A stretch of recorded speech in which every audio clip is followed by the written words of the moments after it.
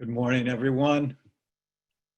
So honored to be here digitally with you during this time of great transformation.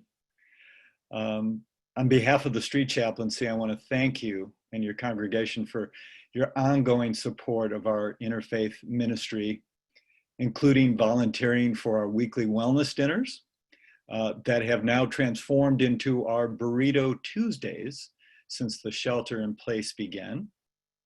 Since then, we have distributed over 2,200 warm dinners throughout San Rafael. We've partnered with Health and Human Services to provide meals for several families in Novato. And we continue to provide spiritual care for members of the street community being sheltered in local motels by HHS. We are also blessed to have found and hired an amazing chaplain, the Reverend Marie, also known as Marty Tracy, who is doing great work building relationships and being present for people still living on the streets during the pandemic. For over 2 decades, the Street Chaplaincy has been providing spiritual support to homeless persons and building community between congregations and our unhoused neighbors. Building community is key to our mission, and UUC of Marin is a valued partner in that endeavor. Please know that we are grateful for all that you do, including your justice work in Marin and throughout the world. 2 roads diverged in a yellow wood, and I took the one less traveled by.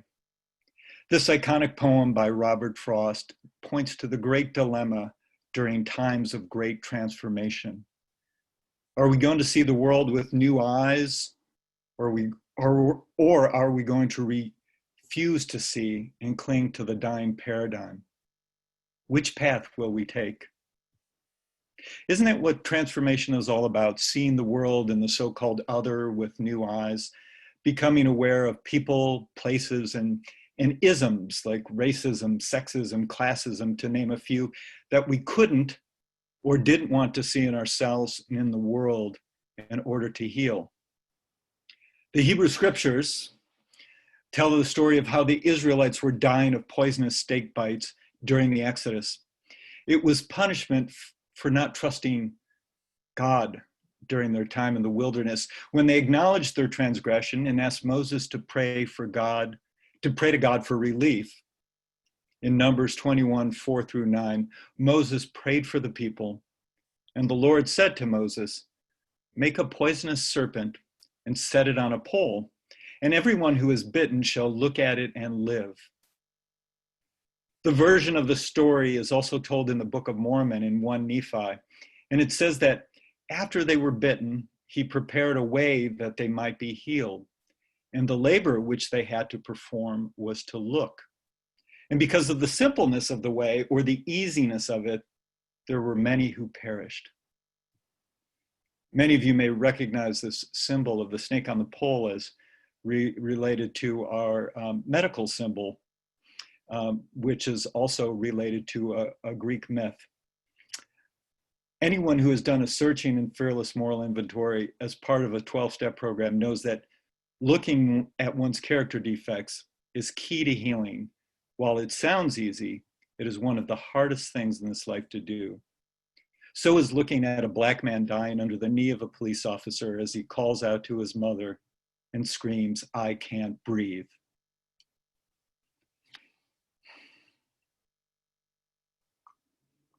Several years ago, I ran across a speech by Martin Luther King entitled "Facing the Challenge of a New Age." It is buried in the MLK archives at Stanford University, and it is not well known or well quoted, but I found it both timeless and prophetic. It was given at the first annual Institute on Nonviolence and Social Change on December 3rd, 1957 in Montgomery, Alabama, just 2 years after Rosa Parks was arrested. And speaking of this new age, he says, "It's an exciting age filled with hope. It's an age in which a new social order is being born. We stand today between 2 worlds, the dying old and the emerging new." I think it's fair to say that it rings true today as it did 63 years ago when King gave this speech in the early days of the civil rights movement. The old world is not only dying, but a new world is emerging before our eyes. King says that it is both historically and biologically true that there can be no birth and growth without birth and growing pains. Whenever there is the emergence of the new, we confront the recalcitrance of the old. So the tensions we witness in the world today are indicative of the fact that a new world order is being born and an old world order is passing away. I began not only to see, but to experience these current tensions 3 years ago as my partner and I were headed to the Street Chaplaincy's annual Thanksgiving Eve service. It was a cold and rainy evening, and I was scheduled to speak at the event, and we were running late. Well, let's just say, since she's here, I was running late for the sake of honesty and transparency, and my partner was driving. As we approached the church, she pulled around a car that was parking on the corner of 5th and E, and we crossed the thin yellow line. The officer who knocked on the window was not very kind, and I was not very smart. I was in a hurry and figured that since she was the one driving, the officer wouldn't mind if I just went into the church while they finished up with the ticket. You can imagine how that went. As I naively opened the passenger door, the officer screamed at me to get back into the car while his partner stood at the side and placed his hand near his gun. While we sat in the car waiting for him to come back for what seemed like a very long time, my adrenaline was racing along with my mind.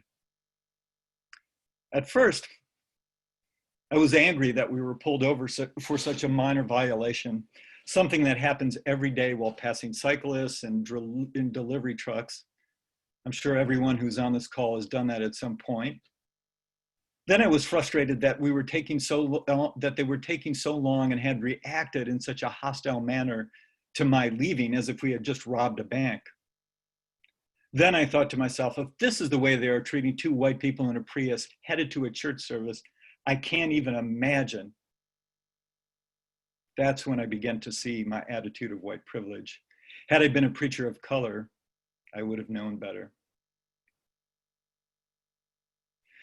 My second awakening came 2 years ago after seeing the movie The Green Book, inspired by the story of an African-American pianist, Don Shirley, and his tour of the Deep South in 1962 with his white driver, Tony the Lip, and the racism that they encountered along the way. As my son and I were foods for a snack after the movie, I said, I'm sure glad we don't live in Alabama, which now I realize was a form of classism.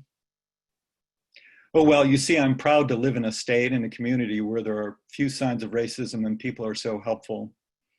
Why, it was only a few days earlier, my car battery had died in the Whole Foods parking lot, and I was so touched by the woman in a white Volvo wagon who offered to give me a jump while I waited no less than 10 minutes for a parking lot attendant to pull his car around to charge my battery. So believe it or not, true story, as if in a scene from the movie, I pulled into the same space where my battery had died and saw a black man with his hood up, holding a pair of jumper cables in the space in front of me. My heart started racing as I said to John, this is the space where my battery died and this is so surreal. I was eager to pay it forward and I asked the man if I could help him. He was an older man with a kind face and New Mexico license plates. He said, thank you so much. I've been standing here for over an hour and have asked close to 8 people and no one would give me a jump. In speaking about segregation and racism in his 1957 speech, King says, now it is true, if I may speak figuratively, that old man segregation is on his deathbed. But as history has proven that social systems have a great last-minute breathing power, and the guardians of a status quo are always on hand with their oxygen tents, keeping the old order alive. Sound familiar? King goes on to say that segregation is still a fact in America. We still confront it in the South in its glaring and conspicuous forms. We still confront it in the North in its hidden and subtle forms. And I would add that we still confront it in the West, in our own beloved community even though sometimes it's hard to see. In 1 Corinthians 7:31 of the New Testament, the Apostle Paul writes, "The present form of this world is passing away."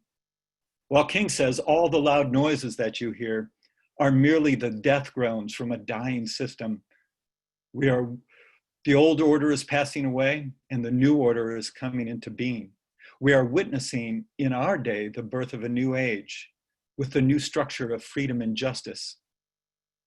Now, as we face the fact of this new emerging world, we must face the responsibilities that come with it. A new age brings with it new challenges. He then asks the audience to consider some of the challenges of this new age. The first is that we are challenged to rise above the narrow confines of our individualistic concerns to the broader concerns for all humanity. The new world is a world of geographical togetherness. This means that no individual or nation can live alone, contrary to our current foreign policy. He says that we must learn to live together or we will be forced to die together. He talks about how technology has brought the world closer together. And now that we are geographically one, we are faced with the challenge of making the world spiritually one. Through our scientific genius, we have made of the world a neighborhood. Now, through our moral and spiritual genius, we must make it a brotherhood. We are all involved in this single process. Whatever affects one directly affects all indirectly. This has certainly proven to be the case in the killing of George Floyd. Speaking directly to those who have been the victims of injustice, Dr. King says, there is the danger that those of us who have lived under the yoke of oppression, those of us who have been exploited or trampled over, those of us who have had to stand amid the tragic midnight of injustice and indignities will enter the new age with hate and bitterness. But if we retaliate with hate and bitterness, the new age will be nothing but a duplication of the old age. This is the challenge with our current situation. How do we meet hate with hate and violence with violence? How do we not meet hate with hate and violence with violence? King says the answer is both love and legislation. We must blot out the hate and injustice of the old age with the love and justice of the new. This is why he believes so firmly in nonviolence, because violence never solves problems. It only creates new and more complicated ones. He says that if we succumb to the temptation of using violence in our struggle for justice, unborn generations will be the recipients of a long and desolate night of bitterness. And our chief legacy to the future will be an endless reign of meaningless chaos. It sure feels like that now.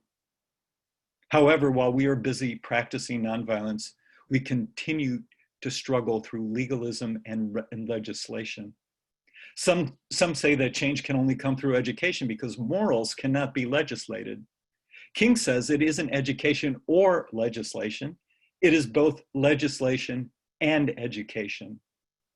He agrees that it is impossible to change a person's feelings merely through the law, and says that it is really not the intention of the law. The law does not seek to change one's internal feelings. It seeks to control the external effects of those internal feelings. He says the law cannot make a person love me. Religion and education must do that, but it can control his desire to lynch me. So in order to control the external effects of prejudiced internal feelings, we must continue to struggle through legislation. We must also vote. We must also get out and connect with people who have different political views and economic status. It's amazing what happens at our wellness gatherings where we break bread and share stories, where everyone has a seat at the table. Those of you that have volunteered know what I mean. We see past homeless and housed as the veil of the illusion of separation is lifted, and we realize that we share a common humanity. So the question is, are we going to see the world with new eyes and change our ways? Or are we going to refuse to see and cling to the dying paradigm? Will we choose to see the evils of the pandemics of racism, the growing wealth gap, increasing homelessness, and environmental destruction that plague us? Will we practice nonviolence in the face of growing violence? Will we come together or be split apart? While the challenges are great, the good news is that once again, at this point in history, as King proclaimed over 6 decades ago, we have the glorious opportunity to inject a new dimension of love into the veins of our civilization. There is still a voice crying out in terms that echo across the generations saying, love your enemies, bless those that curse you, pray for them that despitefully use you, that you may be the children of your Father and Mother which is in heaven. This love will be the salvation of our civilization. Let it be so. Amen.